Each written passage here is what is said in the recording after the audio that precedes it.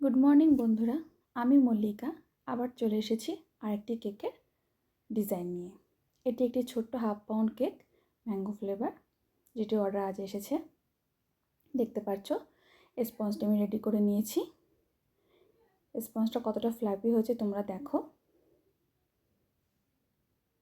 দেখেছ? এবার এই স্পঞ্জটিকে আমি 3টে লেয়ারে কাট করে নেব। এই দেখো আমার 3টে লেয়ারে কাট করা হয়ে গেছে। এবার এটাকে আমি নিয়ে ফ্রস্টিংয়ে চলে যাব। এসে গেছি ফ্রস্টিং করতে। প্রথম লেয়ারটি বোর্ডে বসিয়ে নিয়েছি। দেখো, এর উপর এবার সুগার সিরাপ দিয়ে ভালোভাবে ভিজিয়ে নেব। তারপরে দেব এর উপরে ক্রাশ। এই যে ক্রাশ দিয়ে দিচ্ছি, পুরোপুরি লেয়ারটায় ভালোভাবে ক্রাশটা লাগিয়ে নেব। সেকেন্ড দেব ক্রিম। ক্রাশ দেওয়া হয়ে গেছে, এবার দিচ্ছি ক্রিম। ক্রিমটা দিয়ে আমি ভালোভাবে লাগিয়ে নিচ্ছি চারিদিকটা, এবং লাগানো হয়ে গেছে। এবার হচ্ছে এটি আমার সেকেন্ড লেয়ার। ফার্স্ট লেয়ার যেভাবে করেছি সেকেন্ড লেয়ারটা ঠিক একইভাবে করে নেব, এবং থার্ড লেয়ারটা সেই একইভাবে করব।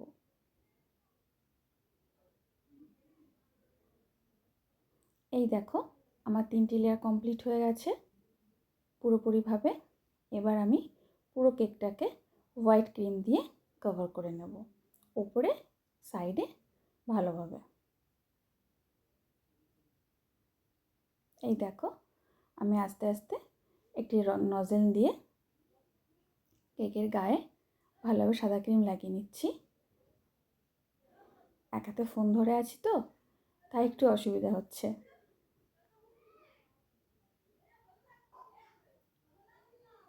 এভাবে আস্তে আস্তে আমি কভার করে নেব। এই যে কভার করা হয়ে গেছে পুরোপুরি, দেখো। এবার একটি কাটার দিয়ে ভালোভাবে গায়ে একটু দাগ করে নেব, যাতে দেখতে ভালো লাগে। এই দেখো দাগ করা হয়ে গেছে, কতটা সুন্দর লাগছে। এবার ইয়েলো কালার ক্রিম দিয়ে ডিজাইন করে নেব। ডিজাইনটা আমাকে কাস্টমার আগে সাজেস্ট করে দিয়েছিল, সিম্পল একটা ডিজাইন।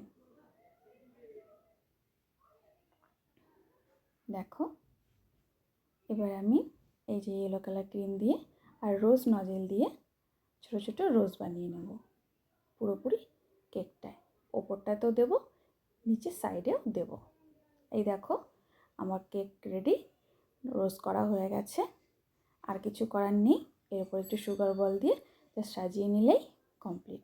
তোমাদের কেমন লাগলো জানিও, ভালো লাগলে লাইক, কমেন্ট, সাবস্ক্রাইব করো। বাই।